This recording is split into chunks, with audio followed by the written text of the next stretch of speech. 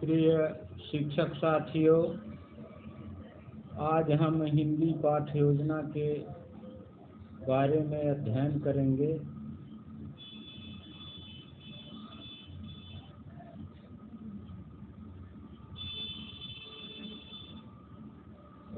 हमारी कक्षा 8 की विषय हिंदी की पाठ्य योजना तैयार किए हैं।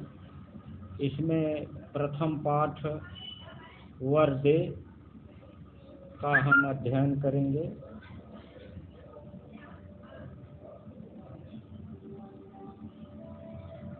तो ये हमारा कक्षा 8 की हिंदी है। कालखंड तृतीय है, प्रकरण है वर्दे, समयावधि 45 मिनट की है। सामान्य उद्देश्य, बच्चों में हिंदी विषय के प्रति रुचि जागृत करना, बच्चों को कल्पना शक्ति का अवसर प्रदान करना, बच्चों को धारा प्रवाह, गति तथा शुद्ध उच्चारण के साथ कविता पढ़ना सिखाना। चौथा, बच्चों को हिंदी कविता के माध्यम से उनका मानसिक विकास करना। पांचवा है बच्चों को कविता का रसास्वादन करवाना।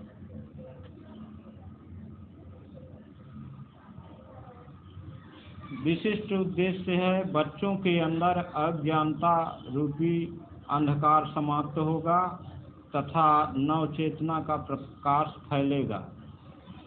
नंबर 2, बच्चों को इस काव्य रूपी प्रकाश से नई गति एवं नई दिशा प्राप्त होगी।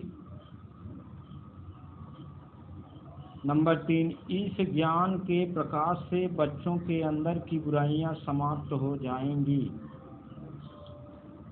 नंबर 3, सहायक शिक्षण सामग्री, देवी सरस्वती का चित्र तथा अन्य कक्षा उपयोगी वस्तुएं। अब शिक्षण विधि हमारी है, इसमें प्रश्नोत्तर विधि, व्याख्यान विधि, पूर्व ज्ञान। बच्चे सरस्वती माता को ज्ञान की देवी मानते हैं तथा मनुष्य और जानवर में अंतर जानते हैं।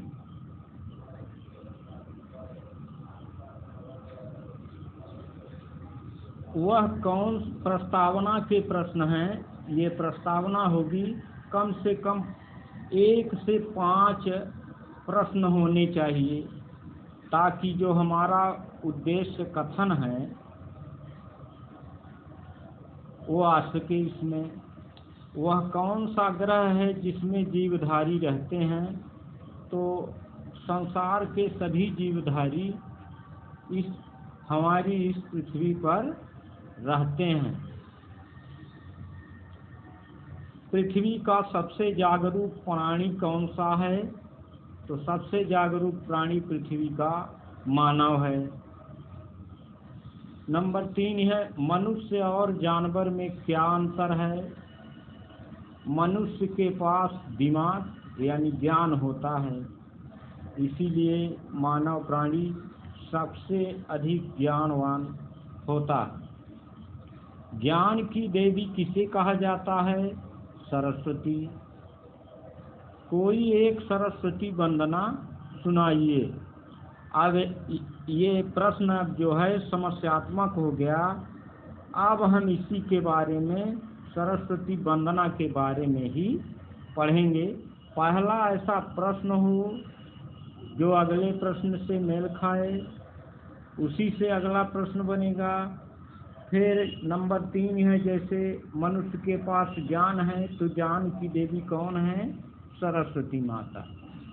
और सरस्वती की एक वंदना सुनाइए। तो ये बच्चों के लिए समस्यात्मक हो गया। अब इसी के आधार पर हम लोग पढ़ेंगे। उद्देश्य कथन है बच्चों, आज हम लोग सरस्वती वंदना वर्दे के संबंध में अध्ययन करेंगे। इसके रचयिता श्री निराला जी हैं। अब ये हमारा प्रस्तुतिकरण है। वरदे वीणा वादिनी वरदे, प्रिय स्वतंत्र रव अमृत मंत्र नव, भारत में भर दे। काठ अंध उर के बंधन स्तर, बहा जनन ज्योतिर्मय निर्झर, कलुष भेद तमहर प्रकाश भर, जग मग जग कर दे।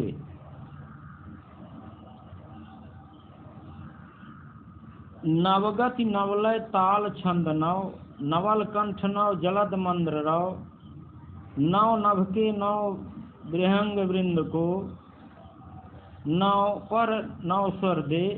ये हमारे जो रचनाकार हैं इसके तो सूर्यकांत त्रिपाठी निराला जी हैं। ये सरस्वती बरदे पाठ के रचयिता। अब आगे चलते हैं। आदर्श वाचन। शिक्षक द्वारा उचित लय आरोह अवरोह के साथ किया जाएगा। क्या किया जाएगा? आदर्श वाचन। जो हमारी ये कविता है इसको लय के साथ बच्चों के समक्ष जो आरोह अवरोह हैं उसके साथ हम लोग प्रस्तुत करेंगे, माने हम शिक्षक। अनुकरण वाचन। कविता का अनुकरण वाचन कतिपय छात्रों द्वारा करवाया जाएगा। तो ये बच्चे अनुकरण करेंगे, उनको हम लोग प्रेरित करेंगे, ध्यान से सुने। काठिन्य निवारण। जो पाठ से हमारे संबंधित कठिन शब्द हैं उनको हम इसमें शामिल करेंगे और श्याम पट पर हम क्या करेंगे, इसको लिखेंगे और बच्चे इन कठिन शब्दों का अर्थ लिखकर अपनी मने कॉपी में लिखकर याद भी करेंगे। तो शिक्षकों को चाहिए कि कठिन शब्द बच्चों के समक्ष लिखवाएं और उन्हें याद करवाएं। तो अमृत मंत्र कठिन शब्द होगा। इसका माने ऐसे मंत्र जो अमृत अमरत्व की ओर ले जाएं। अंधउर माने अज्ञान पूर्ण हृदय। कलुष माने मलिनता पाप। मंदरव गंभीर ध्वनि। विहंग वृंद पक्षियों का समूह। अब है सस्वर वाचन। कतिपय छात्रों द्वारा कविता का सस्वर वाचन करवाया जाएगा। भाव विश्लेषण एवं रसानुभूत। अब शिक्षक कथन और छात्र कथन में दो प्रश्न हैं। इसमें पहला प्रश्न है कवि माता सरस्वती से क्या मांग रहा है। दूसरा है वह क्या वरदान मांग रहा है। तो कवि सरस्वती से क्या मांग रहा है, ये वरदान। अब इसी से प्रश्न दूसरा हुआ, वह क्या वरदान मांग रहा है। तो बच्चे मौन हो जाते हैं। व्याख्या। हे देवी, आप वीणा के तारों को झंकृत कर हमें वरदान दें। आप अमृत मंत्र के समान स्वतंत्रता प्राप्ति के नारे को समस्त भारत में भर दें। दूसरा है प्रश्न, कविता ऐसे बंधन से मुक्त होने के लिए क्या प्रार्थना कर रहा है। कवि कहता है कि हे देवी सरस्वती, आप ज्ञान ज्योति से संसार में व्याप्त अज्ञान रूपी अंधकार को हटाओ और पाप आदि दुर्गुणों से रहित इस संसार के नए प्रकाश से जगमग कर दे।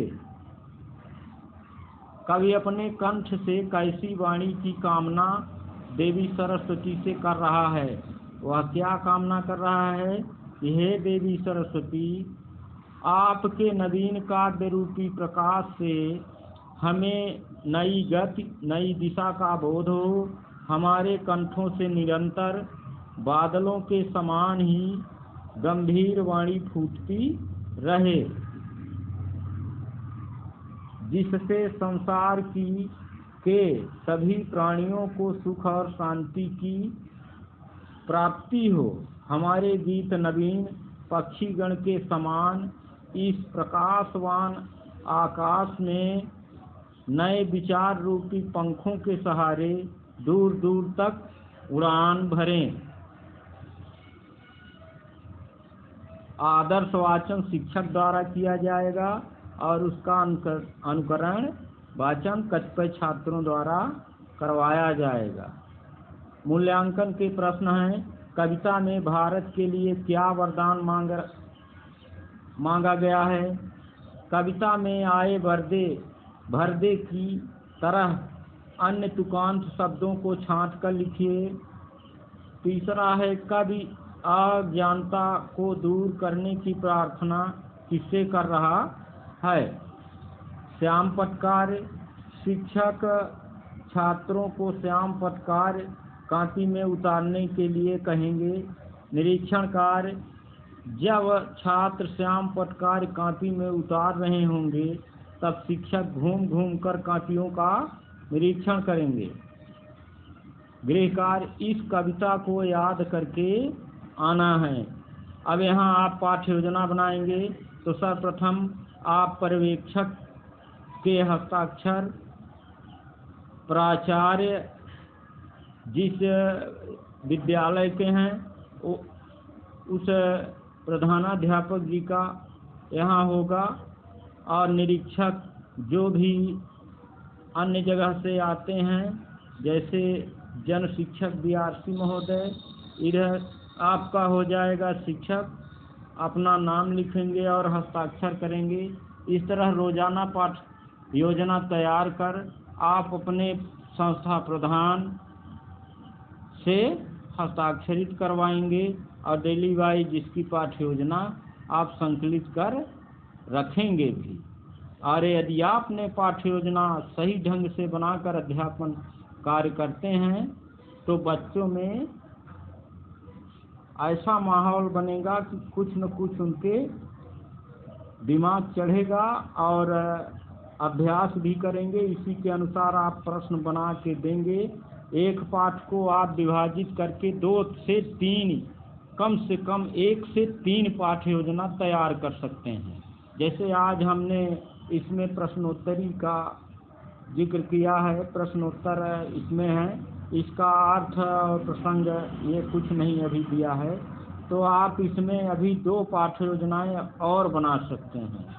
तो कहने का मतलब कि वरदे सरस्वती वरदे वीणा वादिनी वरदे पाठ में ये आप देखेंगे कि एक तो भाव का अर्थ आप लिखवा सकते हैं बच्चों को, फिर उसमें जो कठिन शब्द हैं उनको भी करवा सकते हैं, एक जो काठिन्य निवारण है उसको भी आप बच्चों को आसानी से समझा सकते हैं। तो आप गृह कार्य में खाली स्थान भी दे सकते हैं, इस तरह सही जोड़ी भी दे सकते हैं।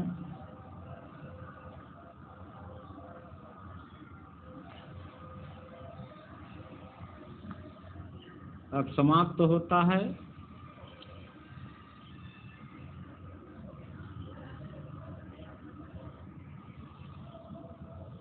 यदि आप पाठ्य योजना बनाने में आपको किसी प्रकार की दिक्कत है तो आप इस नंबर पर ऊपर लिखा हुआ है संपर्क कर सकते हैं।